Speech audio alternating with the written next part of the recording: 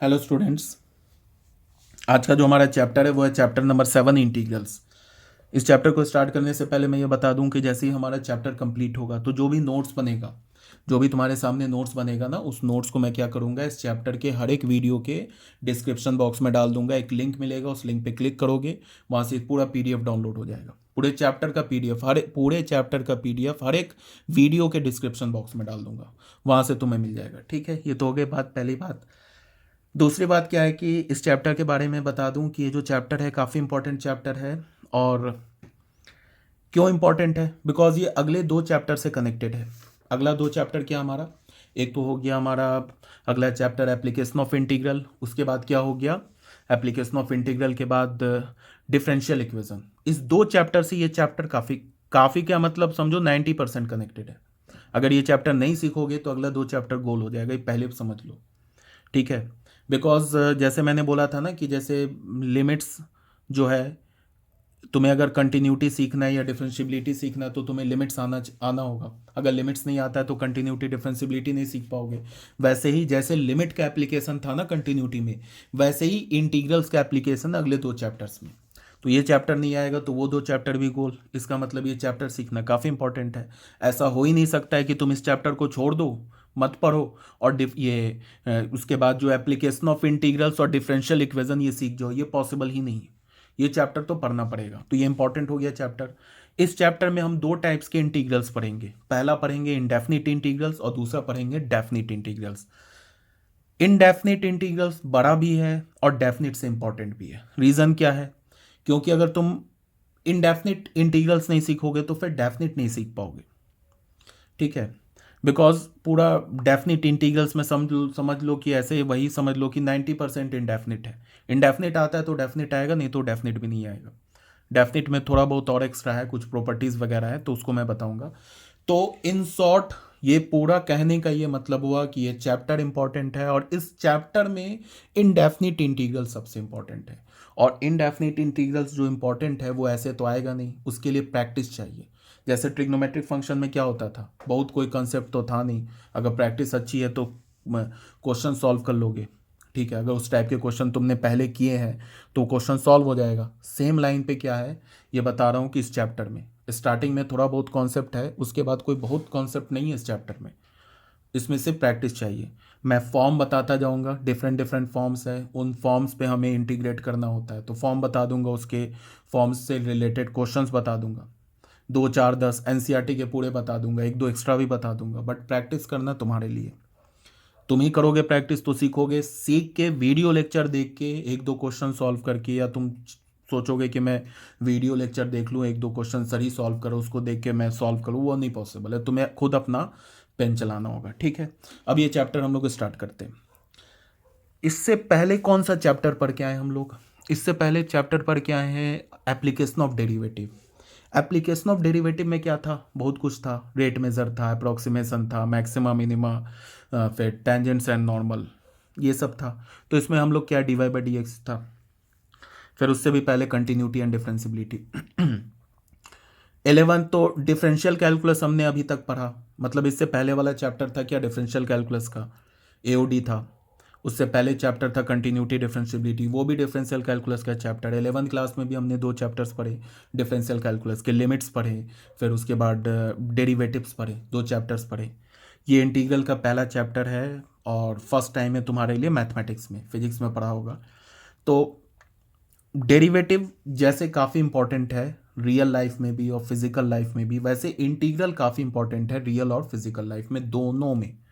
जैसे मैं बताता हूँ, जैसे हमें डेरिवेटिव की नीड कहाँ हुई। अब ये 2 मिनट हम लोग डिफरेंशियल कैलकुलस पे बात कर लेते हैं, फिर आते हैं इंटीग्रल कैलकुलस पे।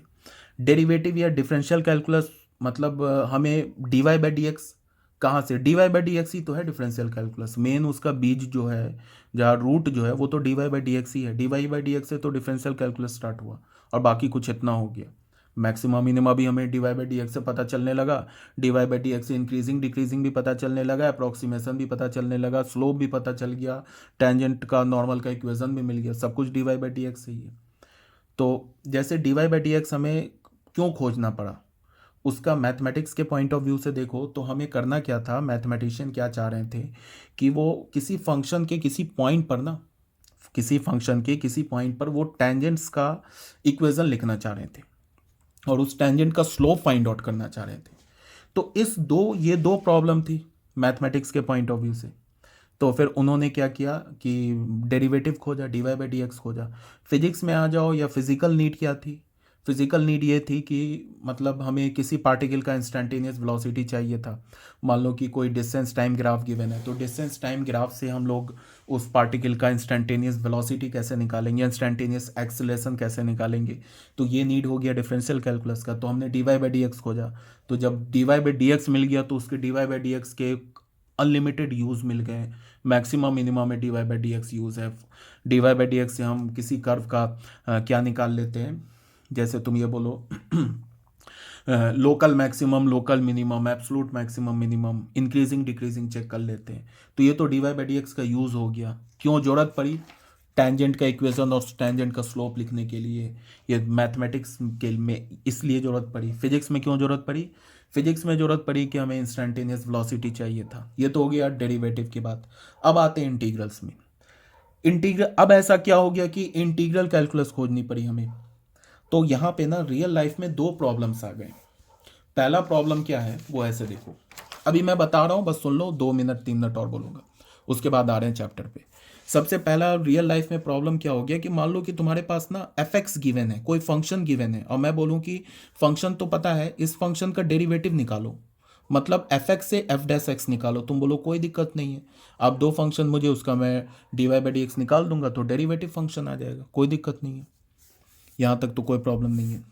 अब क्या है कि मैं तुम्हें एफ एक्स न दे के एफ डैश एक्स, पहले क्या होता था, ये गिवन होता था डिफरेंशियल कैलकुलस में और ये हम फाइंड करते थे, ठीक है।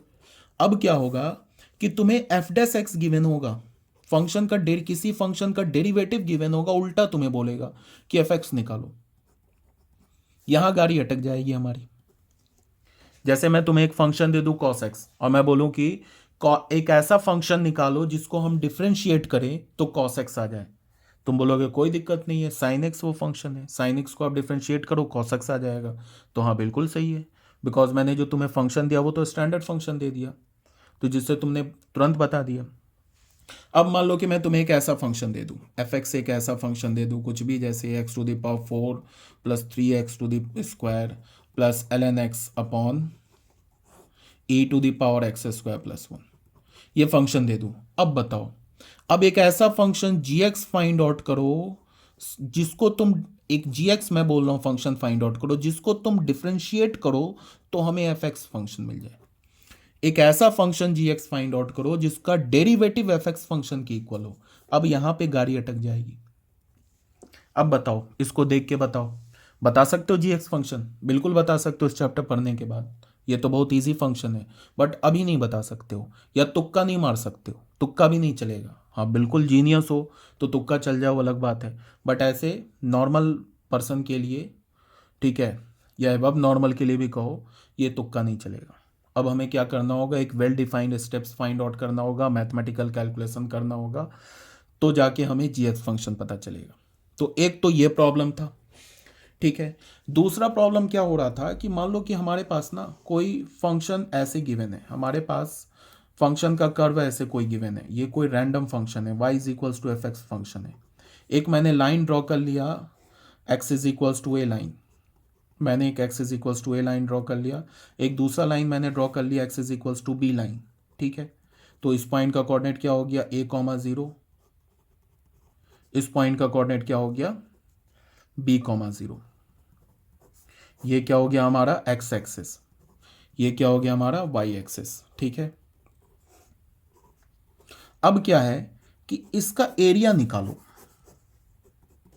ये एरिया निकाल के बताओ क्या है। अगर मैं सिंपल दे दूं ना तुम्हें, ऐसा फंक्शन दे दूं, ऐसा फंक्शन दे दूं, ये line y is equals to x दे दूं और ये मान लो कि ये x इज इक्वल्स टू 2 दे दूं और बोलूं इसके एरिया निकालो, तो ट्रायंगल का फॉर्मूला यूज करोगे, एरिया बता दोगे, बट यहां एरिया बता के देखो क्या होगा। तो एक तो प्रॉब्लम ये था, एक दूसरा प्रॉब्लम ये था, यहां हमारी गाड़ी अटकी।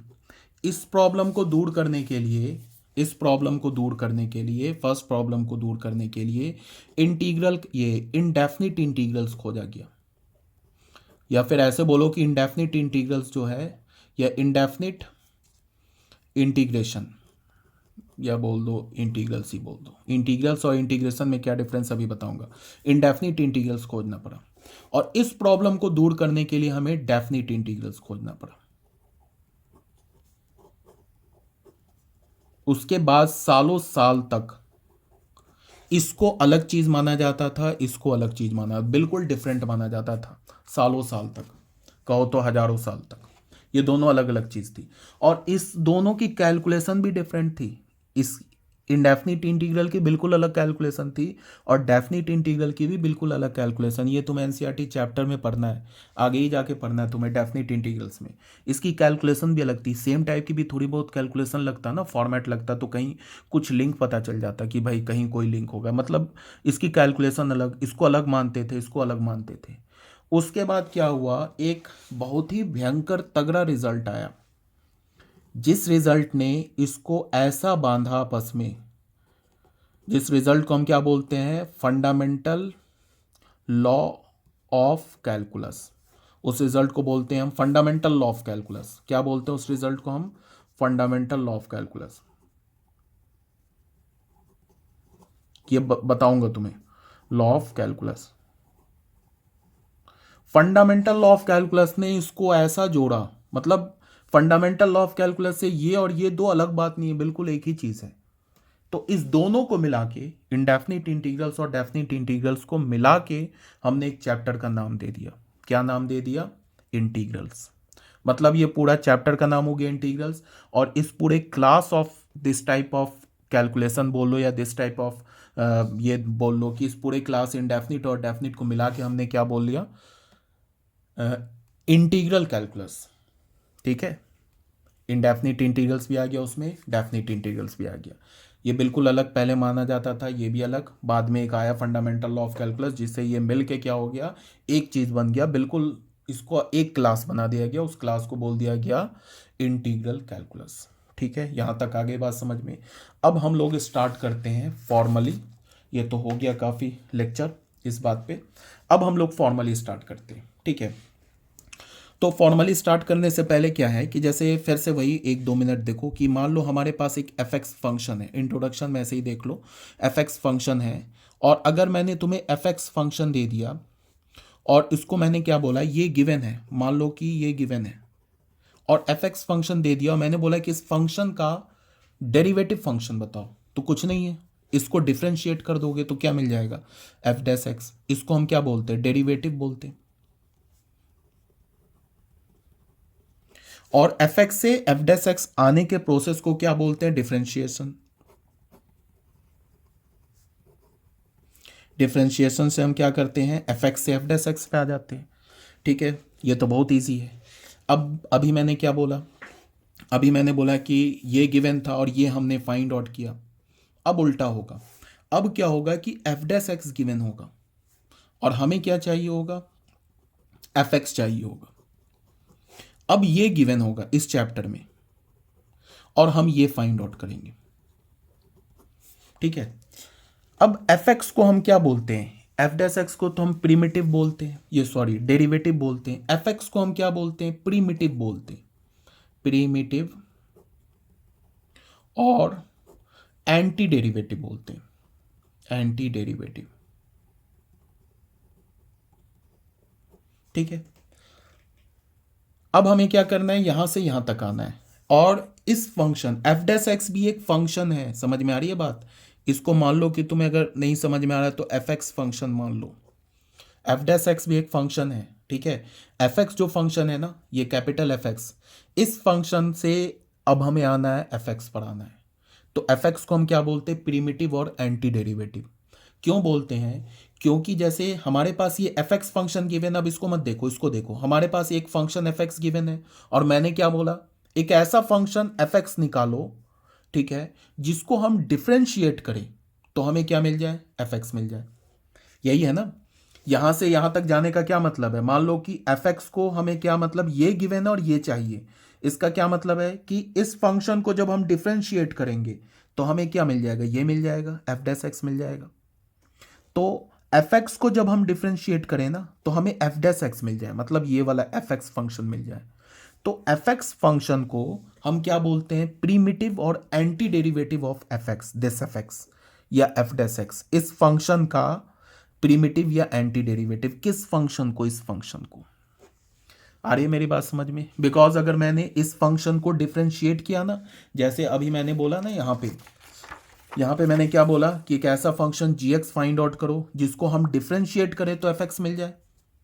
ठीक है, अब ये एफ एक्स ऐसे तुम्हें दिख रहा है, ठीक है, ये इसको मैंने ऊपर क्या लगाया, डिफरेंट ये नहीं लगाया, डेरिवेटिव वाला साइन नहीं लगाया, बस ऐसे ही एफ एक्स लिख दिया। तो ये किसी ना किसी फंक्शन का तो डेरिवेटिव होगा ना। तो ये किस फंक्शन का डेरिवेटिव है, ये जी एक्स फंक्शन का डेरिवेटिव है। अगर तुमने जी एक्स खोज लिया तो तभी तो जी एक्स को डिफ्रेंशिएट करेंगे तो एफ एक्स आ जाएगा। मेरी बात आ रही है समझ में? तो जी एक्स क्या कहलाता है, जी एक्स जो है होता है ना वो एंटी डेरिवेटिव कहलाता है, किसका, एफ एक्स फंक्शन का एंटी डेरिवेटिव कहलाता है या प्रीमिटिव कहलाता है। ठीक है, अब इस प्रोसेस को, मतलब एफ डैश एक्स से एफ एक्स आने के प्रोसेस को हम क्या बोलते हैं, जैसे यहां बोलते हैं डिफरेंशिएशन, यहां क्या बोलते हैं, इंटीग्रेशन, या क्या बोलते हैं, एंटी डेरिवेटिव। यहाँ तक कि आगे बात समझ में? फिर क्या कहने का ये मतलब है कि यहाँ पे तुम्हें अभी आगे मैं बता रहा हूँ कि एक वर्ड जैसे डेरिवेटिव है ना, ठीक है, ये एंटी डेरिवेटिव हो गया, प्रीमिटिव हो गया। एक वर्ड आता है इंटीग्रल, इंटीग्रल,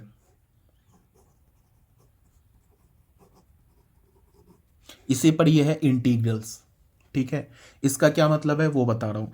इंटीग्रल का ये मतलब है कि जैसे मैंने क्या बोला कि हमें एफ एक्स निकालना है, एफ एक्स कैसा फंक्शन है जिसको मैं डिफ्रेंशिएट करूं तो एफ डैश एक्स आ जाएगा। देख लो इसका डेरिवेटिव एफ डैश एक्स है, या फिर ये फंक्शन आ जाएगा। तो अगर मैं तुम्हें यहां से यहां जाने के लिए बोलूं तो किसी फंक्शन का जो डेरिवेटिव होता है ना वो यूनिक होता है, एक से ज्यादा नहीं होता है। ठीक है, बट उल्टा जो होगा, मतलब कि अगर मैं डेरिवेटिव दे दूं और मैं बोलूं कि किस फंक्शन का डेरिवेटिव है बताओ, मतलब ये तो डेरिवेटिव दे दिया मैंने, और मैं बोलूं किस फंक्शन का डेरिवेटिव है ये बताओ, तो उल्टा यहां से अगर मैं बोलूं तो ये जो एफ एक्स फंक्शन मिलेगा ये यूनिक नहीं मिलेगा। ऐसे इन्फानाइट फंक्शन आ जाएंगे एफ एक्स फंक्शन, या तुम ऐसे बोलो इस कैपिटल एफ एक्स का ऐसा इन्फानाइट, इस कैपिटल एफ एक्स का इन्फानाइट एंटी डेरिवेटिव आ जाएगा। मतलब ऐसे इन्फानाइट फंक्शंस आ जाएंगे जिसको मैं डिफ्रेंशिएट करूंगा तो ये एफ डैश एक्स फंक्शन आ जाएगा। मेरी बात आ रही है समझ में? यूनिक नहीं आएगा, यहां तो यूनिक मिला बट यहां पे यूनिक नहीं मिलेगा। अगर ये एफ एक्स फंक्शन गिवन है तो ये फंक्शन यूनिक नहीं मिलेगा, एक्चुअल में ये इन्फानाइट मिलेगा। उस इन्फानाइट एंटी डेरिवेटिव के सेट को हम इंटीग्रल्स बोलते हैं। अब तुम बोलोगे कैसे आ रहा है इन्फानाइट, तो बता रहा हूं, उसी के लिए तो ये चैप्टर स्टार्ट किया, बताने के लिए। तो इंटीग्रल हम लोग किसे बोलते हैं, set of all infinite anti derivative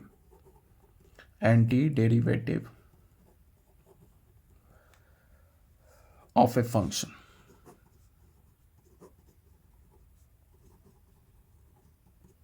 ठीक है, यहां तक आगे बात समझ में? ठीक है, ये तो हो गया हमारा बेसिक इंट्रोडक्शन। अब हम लोग फॉर्मली चैप्टर स्टार्ट कर सकते हैं।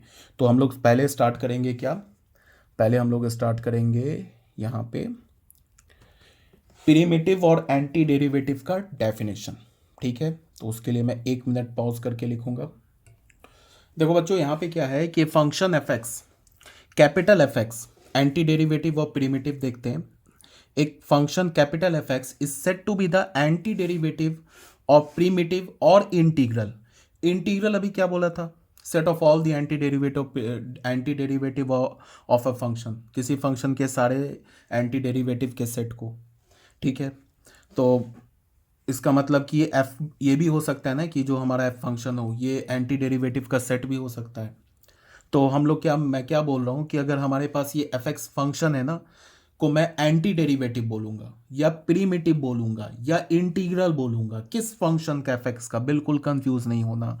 इस एफ एक्स फंक्शन का ये capital F function anti derivative या प्रीमिटिव या इंटीग्रल कहलाएगा कब, जब इस फंक्शन को तुम डिफरेंशिएट करो तो तुम्हें एफ एक्स फंक्शन आ जाए, तो हम एफ एक्स फंक्शन को एंटी डेरिवेटिव बोलेंगे। किसका? इस स्मॉल एफ एक्स का। मतलब इसका डेरिवेटिव अगर इसके इक्वल आ जाए ना, तो ये f x function, F dash x function नहीं, एफ एक्स फंक्शन इस स्मॉल एफ एक्स का क्या कहलाएगा? एंटी डेरिवेटिव या प्रीमिटिव। देख लो एग्जाम्पल से समझो, अगर नहीं समझ में आया तो तुम ऐसे देखो। अगर मान लो ना मैंने ऐसे ले लिया डी ऑफ डी एक्स, एक फंक्शन मैंने ले लिया साइन एक्स लिया, साइन एक्स को का डेरिवेटिव क्या होगा? कॉस एक्स ले लिया, ठीक है, एक ये ले लिया। उसके बाद मैंने क्या बोला कि अगर हमने साइन एक्स को डिफ्रेंशिएट किया तो क्या हो गया? कॉस एक्स हो गया। या फिर मैंने ऐसे बोला डी ऑफ डी एक्स मैंने ले लिया एक्स टू द पावर 4/4 का, इसका डेरिवेटिव निकालूं तो इसका डेरिवेटिव क्या होगा? 1/4। और ये क्या होगा? D of d x x to the power 4, तो इसका डेरिवेटिव क्या होगा? 1/4 इंटू 4x3। ये क्या मिल गया? x3। या फिर मान लो कि मैंने डी ऑफ डी एक्स ले लिया 1/x का, 1/x का डेरिवेटिव क्या होता है? 1/x का डेरिवेटिव होगा एक्स टू द पावर -1, तो -1/x²। ठीक है। या मैंने डी ऑफ डी एक्स ले लिया ई टू द पावर एक्स का ले लिया, क्या हो गया? ई टू द पावर एक्स। अब मान लो कोई भी हमने उठा लिया, जैसे मैंने ये वाला चीज़ उठा लिया, ठीक है। अब अगर मैं बोलूं कि किस फंक्शन को हमने डिफरेंशिएट किया है, हमने एक्स टू द पावर 4 को डिफरेंशिएट किया है, मतलब एक्स टू द पावर 4/4 का हमने डेरिवेटिव निकाला, तो हमें क्या मिल गया? x³ मिल गया, ठीक है। तो हम किसको किसका एंटी डेरिवेटिव बोलेंगे? हम किसको किसका बोलेंगे एंटी डेरिवेटिव? तो इसको डिफरेंशिएट किया तो हमें x³ मिल गया। इसका क्या मतलब हुआ कि इसमें कौन एंटी डेरिवेटिव होगा? एक्स टू द पावर 4 जो है ना ये फंक्शन, ये हमारा किसके तरह काम कर रहा है? एफ एक्स का। और ये किसकी तरह काम कर रहा है? ये स्मॉल एफ एक्स का। अब जब हम कैपिटल एफ, ये फंक्शन जो लिखा हुआ है, इस एफ एक्स फंक्शन का डेरिवेटिव निकालते हैं तो हमें क्या मिल जाता है? ये एफ एक्स मिल जाता है, ये स्मॉल फंक्शन मिल जाता है। इसका क्या मतलब हुआ? This implies that x to the power 4/4 जिसको हमने एफ ऑफ एक्स बोला is the anti derivative, anti derivative of F x. F x किसके इक्वल है? x³। मैंने अगर बोला कि x³ का एंटी डेरिवेटिव बताओ तो तुम क्या बोलोगे? X to the power 4/4। क्यों? बिकॉज इसको डिफरेंशिएट करोगे तो x³ आ जाएगा। अब अगर कोई बच्चा ऐसे बोला कि x to the power 4/4 plus 3 को आप डिफरेंशिएट करो, तो इसको डिफरेंशिएट किया हमने, तो इसको डिफरेंशिएट किया तो हमें क्या मिल जाएगा? इसको करोगे डेरिवेटिव तो x³ और 3 का डेरिवेटिव क्या? 0, तो भी हमें x³ मिल गया। तो यहाँ से हमें क्या पता चला कि जो x to the power 4/4 plus 3 is the anti derivative. ये भी क्या हो गया? एंटी डेरिवेटिव हो गया ऑफ एफ एक्स फंक्शन जो x³ है, इसका ये भी एंटी डेरिवेटिव हो गया। किसी ने बोला कि आप एक्स टू द पावर 4/4 -9 को डिफरेंशिएट करो, तो ये भी x³ आ गया। इसका मतलब कि ये जो फंक्शन है, ये भी एफ एक्स की तरह काम कर रहा है। ये जो एफ एक्स फंक्शन इस ब्रैकेट के जो अंदर लिखा है ना एक्स टू द पावर 4 -9, ये भी हमारा एंटी डेरिवेटिव हो गया x³ का। तो तुम्हें आइडिया लग गया होगा क्यों मैं बोला था कि एंटी डेरिवेटिव इन्फिनाइट होता है। बिकॉज अगर मान लो कि किसी भी फंक्शन का, मान लो कि ये एफ एक्स फंक्शन का, ये जो x³ फंक्शन का हमें एक एंटी डेरिवेटिव पता चल जाए, उस एंटी डेरिवेटिव में तुम अगर कांस्टेंट जोड़ोगे तो फंक्शन तो चेंज हो जाएगा, फंक्शन तो बिल्कुल चेंज हो जाएगा, बट साथ साथ एंटी डेरिवेटिव भी चेंज हो जाएगा, ठीक है। तो हमें पता चला कि अगर मान लो कि अगर मैंने बोला कि एफ एक्स जो है इज द एंटी डेरिवेटिव, अगर मैंने बोला कि F x is the anti derivative of F x, ये जो फंक्शन है ना, ये एफ एक्स का एंटी डेरिवेटिव है। तो एंटी डेरिवेटिव होने का तो सबसे पहला मतलब ये चला कि इस फंक्शन को डिफरेंशिएट करेंगे तो हमें एफ एक्स आ जाएगा। और दूसरा हमें क्या इंप्लाई हुआ कि F x plus c where C is any real number is also the anti-derivative of fx। C की जगह तुम कोई भी रियल नंबर डाल दो, fx प्लस 2 भी एंटी डेरिवेटिव होगा, बिकॉज हमने इसका इस फंक्शन का अगर डेरिवेटिव लिया तो एफ एक्स आ गया। तो अगर मैं एफ एक्स प्लस टू, ये capital f x plus two का डेरिवेटिव लो तो टू का डेरिवेटिव तो जीरो हो जाएगा, तो भी हमें एफ एक्स मिल जाएगा। इसका मतलब क्या है कि एफ एक्स प्लस सी, इस पूरे का डेरिवेटिव लो तो ये एफ डैश एक्स हो गया, सी का डेरिवेटिव तो जीरो हो जाएगा। तो इसका क्या मतलब है कि एफ एक्स प्लस सी क्या होगा, ये हमारा एंटी डेरिवेटिव होगा। इसी एफ एक्स प्लस सी इस सेट को, ये कितने एंटी डेरिवेटिव लिखे हैं, इन्फानाइट एंटी डेरिवेटिव्स लिखे हैं। तो इसी एफ एक्स प्लस सी को हम क्या बोलते हैं, integral of this function f x function. इस एफ एक्स फंक्शन का हम इंटीग्रल बोलते हैं। समझ में आ रही है बात? अभी हम लोग आगे देखेंगे। एक हमने क्या लिया, एग्जाम्पल लिया, जैसे मैंने बोला थर्ड में क्या बोला कि डी ऑफ डी एक्स निकाला, डी ऑफ डी एक्स किसका निकाला, साइन एक्स का डी एक्स निकाला, डेरिवेटिव निकाला, तो हमें क्या मिल गया, साइन एक्स का डेरिवेटिव निकाला तो हमें मिल गया कॉस एक्स, हमें मिल गया कॉस एक्स। तो इसका क्या मतलब है, किसको डिफरेंशिएट किया, इसको डिफरेंशिएट किया ना, तो ये फंक्शन मिल गया। तो इसका क्या मतलब हुआ कि sine x is anti derivative, sine x is the anti derivative, anti derivative of cos x. तो अगर साइन एक्स एंटी डेरिवेटिव है, तो अगर मैंने साइन एक्स प्लस सी इस फंक्शन को डिफरेंशिएट किया, ठीक है, where c is any real number, तो डी ऑफ डी एक्स क्या होगा, ये साइन एक्स का हो जाएगा, प्लस क्या होगा, डी ऑफ डी एक्स क्या हो जाएगा, सी का भी हो जाएगा। इसका डेरिवेटिव तो जीरो, इसका डेरिवेटिव कॉस एक्स, तो अगेन कॉस एक्स। तो इसका क्या मतलब हुआ, दिस इंप्लाइज डैट कि sine x plus c is also the antiderivative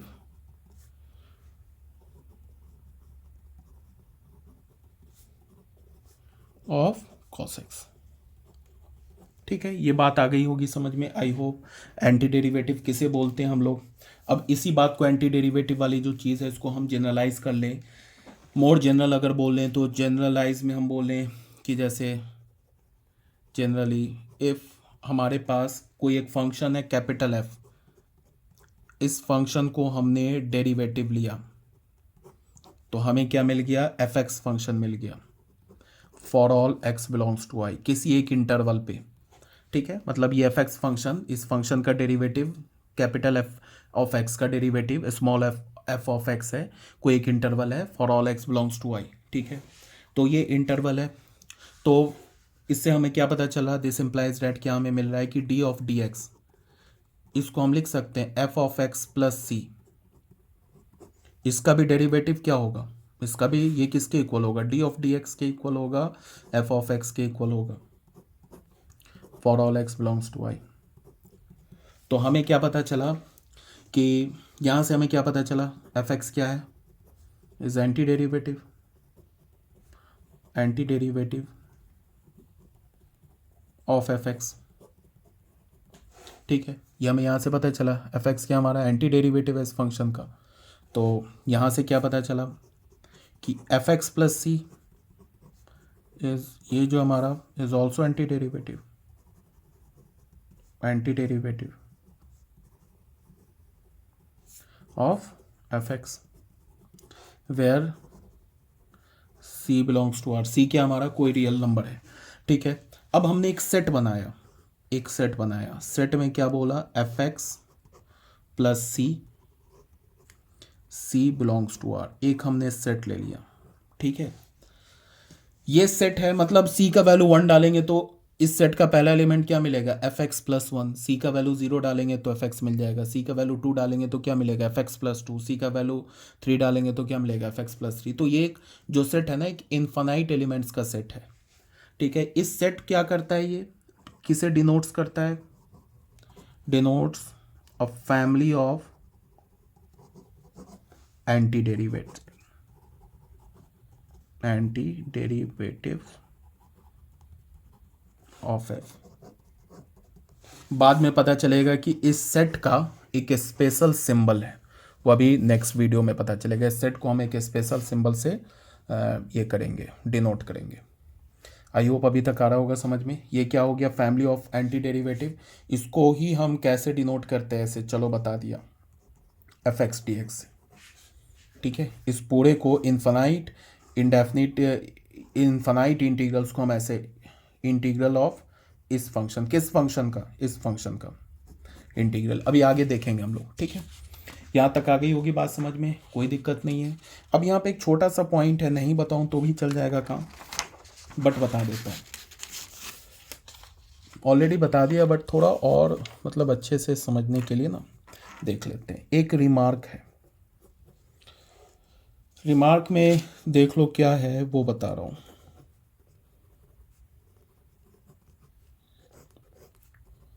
इसमें क्या बोल रहा है, फंक्शंस विथ सेम डेरिवेटिव्स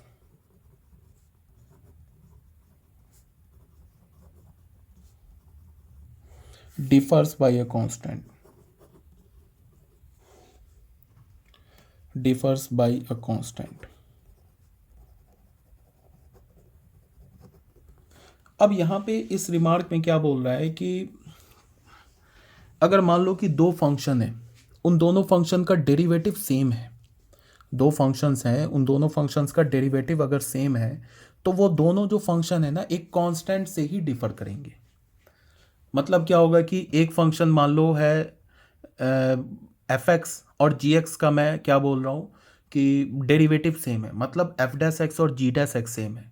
तो अगर तुम एफ एक्स और जी एक्स का डिफरेंस लोगे ना तो वो कांस्टेंट आ जाएगा, जो बहुत ही इंट्यूटिवली यहाँ से ही क्लियर है।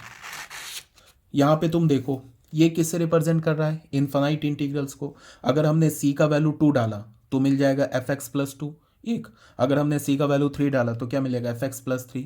एफ एक्स प्लस 2 और एफ एक्स प्लस 3 इन दोनों फंक्शन का क्या होगा, डेरिवेटिव सेम है। ठीक है, बिकॉज 2 और 3 तो 0 हो जाएगा। और एफ एक्स प्लस 2 और एफ एक्स प्लस 3, अब तुम्हें समझ में आ रहा होगा कि अगर इन दोनों का मैं डिफरेंस लूँ तो एक कांस्टेंट आ जाएगा। तो यही बात को ना थोड़ा और अच्छे से समझाने के लिए हमने मान लिया कि लेट, यही बात बोल रहा है functions with the same derivatives differ by a constant. हमने क्या बोला कि let g and h be two functions, be two functions having the same derivative,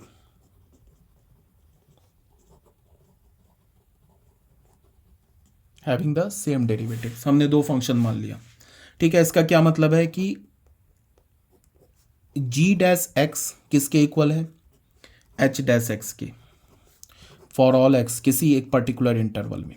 ठीक है, अब मुझे क्या दिखाना है कि ये जो g फंक्शन और h फंक्शन अगर मैं इसका डिफरेंस लूँ ना तो एक कांस्टेंट आ जाएगी, ये हमें प्रूफ करना है। तो उसके लिए हमने क्या किया कि एक फंक्शन एफ एक्स एफ ले लिया, उसको मैंने g माइनस एच बोल दिया, डेट इज ऐसे हमने लिख लिया f x is equals to लिख लिया g x minus h x लिख लिया। ठीक है, for all x belongs to किसी एक इंटरवल में। जो f फंक्शन लिया ना वो g फंक्शन और h फंक्शन का डिफरेंस ले लिया। अब मुझे क्या दिखाना है, ये जो f फंक्शन है वो g फंक्शन h फंक्शन का डिफरेंस। अब मुझे क्या दिखाना है कि ये जो f फंक्शन है ये कांस्टेंट फंक्शन है। तो अगर मैंने fx को f फंक्शन को कांस्टेंट दिखा दिया तो फिर ये प्रूफ हो जाएगा कि gx और hx फंक्शन का डिफरेंस कांस्टेंट है, तो फिर ये प्रूफ हो जाएगा। और हमने क्या लिया है, gx और hx फंक्शन का डेरिवेटिव को इक्वल किया है, तो इसका मतलब ये प्रूफ हो जाएगा कि अगर किसी दो फंक्शन का डेरिवेटिव इक्वल है तो उस दोनों फंक्शन का डिफरेंस एक कांस्टेंट होगा। तो इसको कांस्टेंट प्रूफ करना बिल्कुल इजी है। एफ डैश एक्स ले लो, हमें क्या करना है, एफ एक्स को कांस्टेंट प्रूफ करना है। तो एफ डैश एक्स लिया तो हमें क्या मिल गया, g dash x minus h dash x हो गया। और यहाँ क्या गिवन है देख लो, जी डैश किसके इक्वल है, एच डैश एक्स के इक्वल है। तो जी डैश एक्स की जगह एच डैश एक्स डाल दो या एच डैश एक्स की जगह जी डैश एक्स डाल दो, क्या मिल जाएगा हमें, 0 मिल जाएगा। तो यहाँ से हमें क्या मिला कि F dash x f x function का डेरिवेटिव 0 हो गया। तो अगर किसी भी फंक्शन का डेरिवेटिव 0 हो जाए तो फंक्शन क्या होता है, एक कांस्टेंट फंक्शन होता है। तो यहाँ से हमें क्या पता चला कि F x is a constant function. F x हमारा क्या है, एक कांस्टेंट फंक्शन है। और एफ एक्स क्या है भाई, जी एक्स माइनस एच एक्स है, इज अ कांस्टेंट फंक्शन।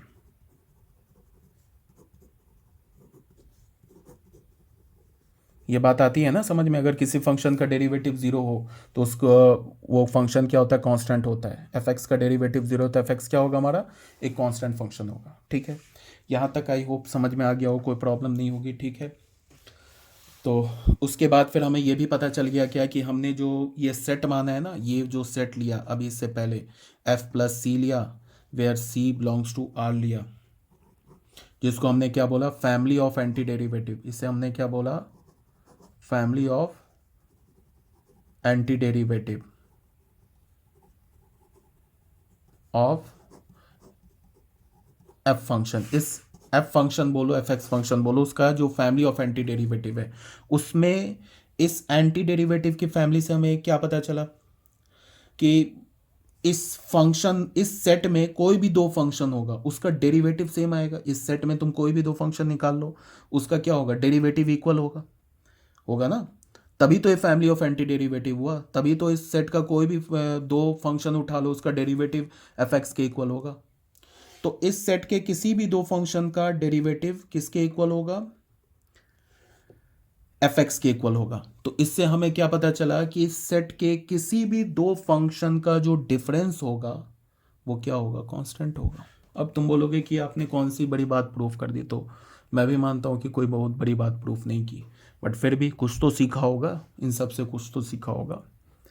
फिर एक बार 2 मिनट में इस सेट का कोई भी दो एलिमेंट उठाओ, उसका डेरिवेटिव सेम होगा। ये बात आ रही है समझ में? तभी तो एंटी डेरिवेटिव के फैमिली में है। मान लो सी का वैल्यू 2 डाल दिया, सी का वैल्यू 3 डाल दिया, तो f plus two f plus three, इन दोनों का डेरिवेटिव किसके इक्वल? एफ एक्स के इक्वल है। इसका मतलब एफ प्लस टू और एफ प्लस थ्री क्या हो गया? एफ प्लस टू और एफ प्लस थ्री जो हो गया वो उसका डेरिवेटिव इक्वल हो गया। तो डेरिवेटिव इक्वल हो गया, इसका मतलब एफ प्लस टू और एफ प्लस थ्री का डिफरेंस लोगे तो कांस्टेंट आएगा। मतलब क्या है कि इस एफ एक्स के जितने भी इनफाइनाइट एंटी डेरिवेटिव्स हैं, उस इनफाइनाइट एंटी डेरिवेटिव्स का सेट ये लिखा है। इसी को हम सिंबॉलिकली ऐसे लिखते हैं, इंटीग्रल ऑफ, अभी आगे देखेंगे, ऐसे लिखते हैं इसी सेट को, इस पूरे इनफाइनाइट एंटी डेरिवेटिव्स के सेट को ऐसे लिखते हैं। या फिर तुम इसको ऐसे भी लिख सकते हो, f plus c where C belongs to R. ये बिल्कुल सही लिखा हुआ है, इसको अभी हम आगे देखेंगे। तो ये हो गया बच्चों हमारा, क्या हो गया?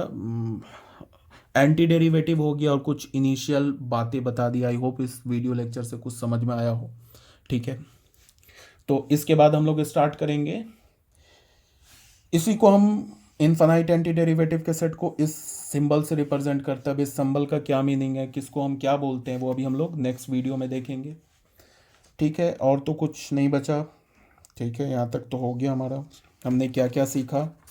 हमने यहाँ पे सीखा इंट्रोडक्शन में कुछ बातें सीखी, क्या डिफ्रेंशिएट करते हैं, क्या गिवन होता है, क्या फाइंड आउट करना होता है। प्रिमिटिव देखा, प्रिमिटिव का डेफिनेशन आई होप समझ में आया हो क्या मैं बोलना चाह रहा हूँ। ठीक है, अगर ध्यान से सुनोगे तो ये सब कुछ देखा कि इसको डिफ्रेंशिएट करते ये आता है, तो इसका उल्टा एंटी डेरिवेटिव होता है, वो कैसे निकालते हैं। फिर एंटी डेरिवेटिव क्या होता है हमारा? एंटी डेरिवेटिव यूनिक नहीं होता है, इन्फाइनाइट होता है। किसी फंक्शन का डेरिवेटिव तो यूनिक होता है, बट उस किसी फंक्शन का एंटी डेरिवेटिव इन्फाइनाइट होता है। ठीक है, और इसी इन्फाइनाइट एंटी डेरिवेटिव निकालने के प्रोसेस को हम क्या बोलते हैं? इंटीग्रेशन बोलते हैं। ठीक है, जैसे किसी फंक्शन के डेरिवेटिव निकालने के प्रोसेस को क्या बोलते हो? डिफरेंशिएशन।